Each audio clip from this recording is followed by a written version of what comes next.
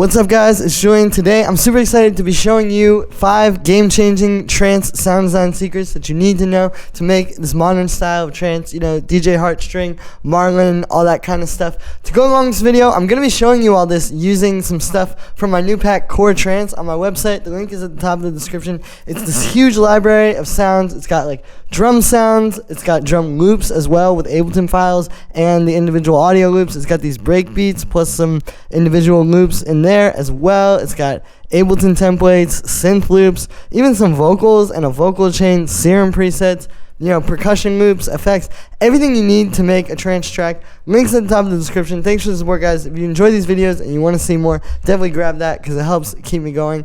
Let's get started.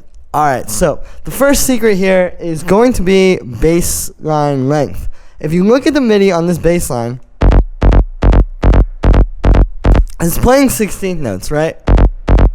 But as you can see, it's not even like a full 16th note. I've taken it and I've actually stretched it a little bit and made it a little bit shorter, right? So if you take this and you play with the note length, you can really get a lot of different sounds. Even that, it can be something. And then that can become something. And it all depends on what you're trying to do. Like, if you want to make a more techno kind of trance, maybe that short bass line would work, right? But it's like a lot of nuance because it's very small differences.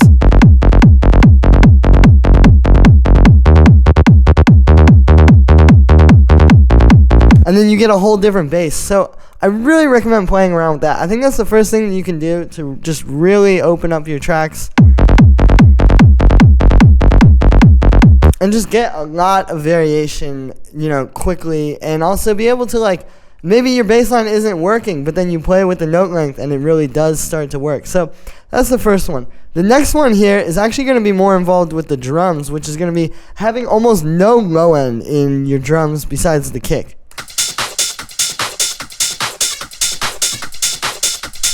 If you listen to this, and if you listen to most of these trance kind of things that are coming up right now that are getting really popular, it's like this. It's almost like quite thin drums over top,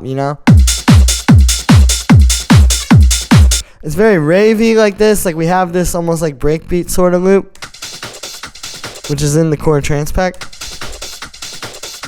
Which does have a tiny bit of low end, but it's really just like mid-range and highs. And then these drums are obviously just, very high, bright, sharp sounds. Not anything that's too it's not hard groove. You don't want all that mid-range, and especially not the low mid-range. There's exceptions to every rule, but I'm just talking about what's going to generally work the best, because this way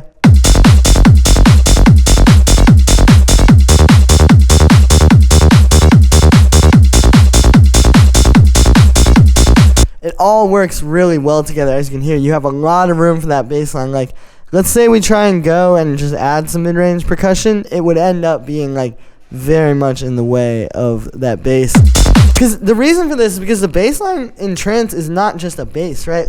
When you're making tech house or something like that, okay, you have this room for bongos and stuff, because the bass is really just in this tiny section from maybe 50 hertz, right, to 200 or something, probably even a lot lower in a lot of cases. In this though, listen, just look at the spectrum on this bass. If we literally just get the spectrum analyzer, you can see that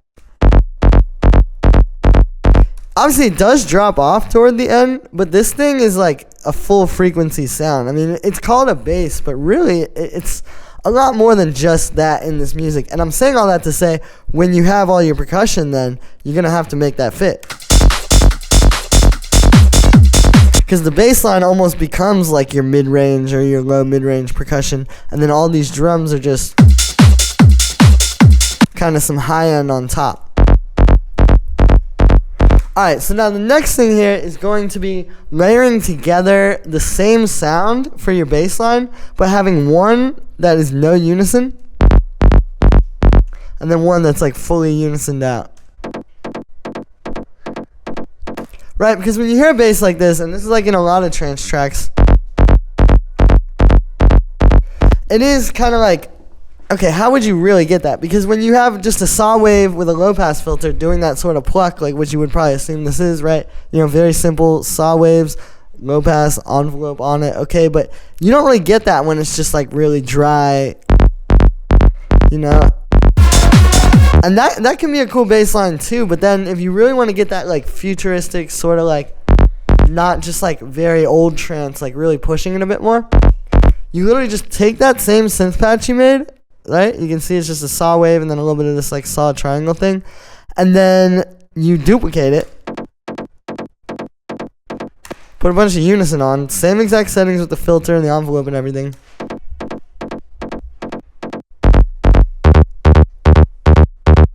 And there you go. You get this like really full bass. Now, obviously, we're going to high pass the unison layer because you don't want the unison layer to really have any sub.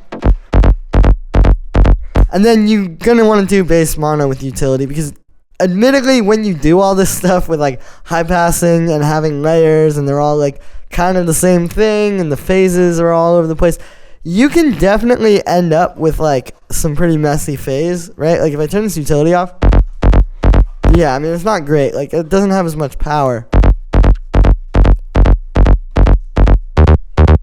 But see, when we bring it on and then all the bass is like under 500 hertz is mono, all of a sudden it has a lot more power now because obviously like the more down the center your sound is, the more power that it's going to have.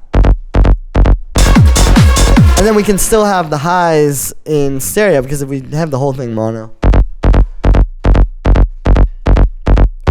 Right, it's sort of like a best of both worlds sort of thing. So, the next tip I'm going to show you for making trance music is going to be doing a trance gate inside of Ableton really easily. And it's actually a bit easier to deal with, like, the pattern than it probably would have been with, like, a trance gate plugin. So, what you're going to do is you essentially start with an operator, okay? You just grab operator. It's got, like, no release. You know, it's just you hit a note, it plays, you stop, it stops. You got some, the white noise. Don't gotta worry about the filter. I just kept it on default. And then what you're gonna do is you're gonna make your trance gate pattern as that sounds, or as that thing's MIDI. So what you're gonna do is like, right? That's our pattern. You can also make it crazier. Like if you wanted to, you could do like, you know, some stuff.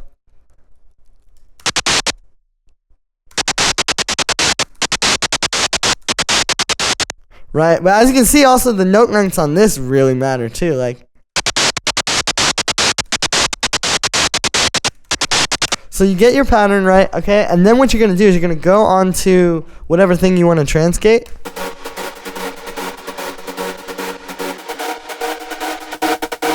And you're gonna put a gate on there, and what you're essentially doing is you're side chaining to a gate.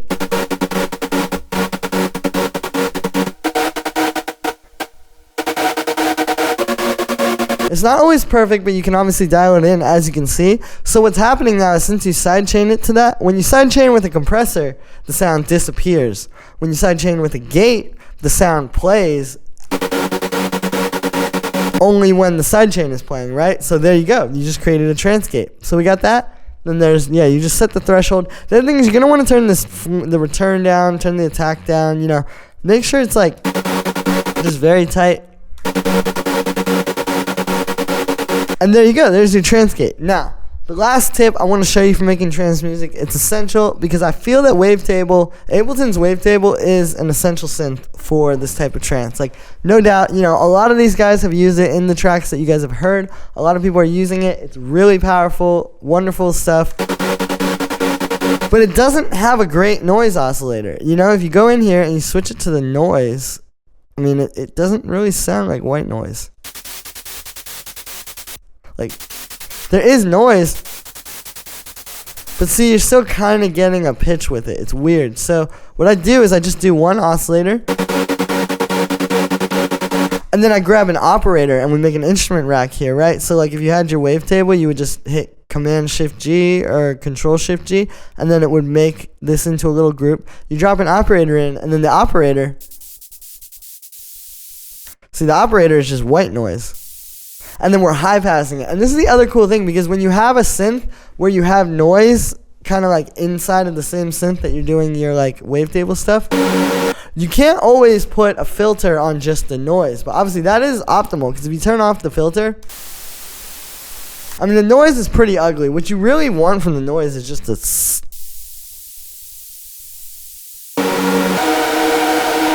So there you go. You literally just created your own noise oscillator with its own filter using Operator. And that's how you need to think about these instrument racks. It's not about like layering.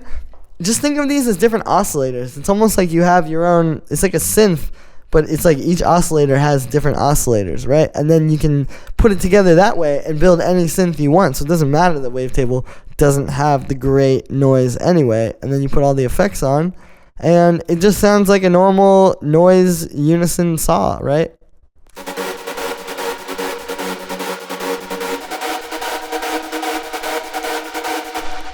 So yeah, that's going to be it for this one, guys. I hope you enjoyed. Make sure to like this video as well as subscribe, and let me know what you think of this video in the comments. You can get this pack, Core Trance, at the top of the description on my website. Definitely make sure to go grab that now. It really helps support me so I can keep bringing you guys new videos like this every day. Thanks for the support, guys, and I'll see you tomorrow with another one.